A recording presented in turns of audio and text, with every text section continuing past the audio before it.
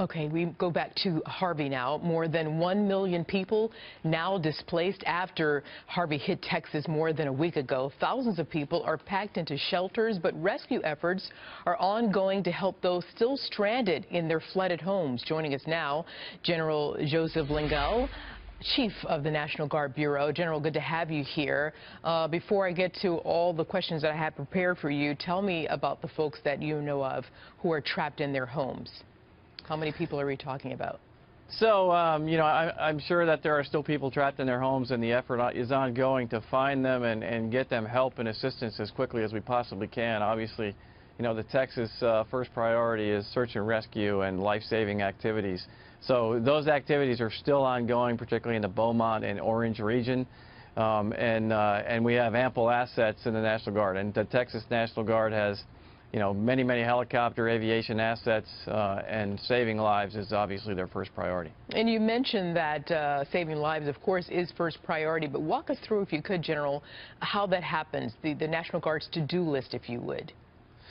So sure, first of all, this is all run and managed by the local and state officials in Texas and their emergency network. And I just want to say, I think as emergencies go and disasters go, that the response network in Texas has really done a terrific job and fully integrated all of the efforts of the national response to do just that, to save lives. Whether it's all of the services that participated in this, the Coast Guard, everybody that came together, including the many civilian rescuers you saw in boats and the like, rescuing citizens throughout Houston and the area is still ongoing. So, that process to locate them, to identify them, to get the information to centers, to get the information to the assets who can actually go make the rescue, is really the art of the game, and I think they've done it amazingly well. Yeah, and that's what we've all been able to see by way of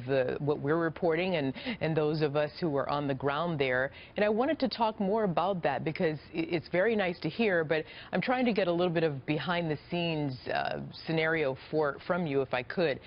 How does that work? Because it seems that it's going well, but it's not an easy thing to do. What are you really working with there? Your challenges? No, it is very difficult to do, and the fact that the Texas National Guard has such a big National Guard and a well-practiced and oiled emergency response network has helped to make this thing work extremely well. And I think there are 16,000 men and women of the National Guard and several thousand other military members who are assisting in this response. And, the stories will unfold over time, and everybody realizes that this effort is going to be ongoing for many, many months, and the recovery for years beyond that. And it's nowhere near over. But I think the integration of the rescue assets with the military and the civilian assets and emergency responders overall would be declared a success here, at least up until this point. For Hurricane Harvey disaster response operations. What are your most immediate risks and challenges, and tell us your long-term hurdles that you might face? Yeah, so as these, the hardest part when any disaster comes is nobody knows exactly what the damage is going to be or what unforeseen incidents might happen. I mean, had levees broken or other things, we're not able to get power or water, or that still remain issues that are being worked by the folks out there to mitigate the suffering of the populations out there. I think it's to make sure that as this goes on and the responders become tired it's to realize that this is going to go on for a long time, and as the focus shifts from life-saving activities to sheltering operations, and to make sure that the stranded populations have food and water and the points of distribution are supplied and manned such that people can maintain what they need to get through this until the water completely recedes and the infrastructure is brought back up to a place where they can take care of themselves. That's obviously the biggest near-term challenge, and I think the focus that Texas is working on. General, what are some of the things the residents tell you when you come in contact with them? Yeah, so I think that they're thankful for the help that all the first responders gave. I mean, they're happy that they've got a place to go. They're happy that they've got you can obviously, everybody's heart goes out to the people who have a lot of work and tough times ahead as they rebuild their homes and they go back and they try to bring their lives back together. But the Texans have proven that they're a very resilient group out there, and I'm sure that in the near term they'll recover quickly. When you talk to your family and call them from where you are right now, how do you describe the situation at hand to them?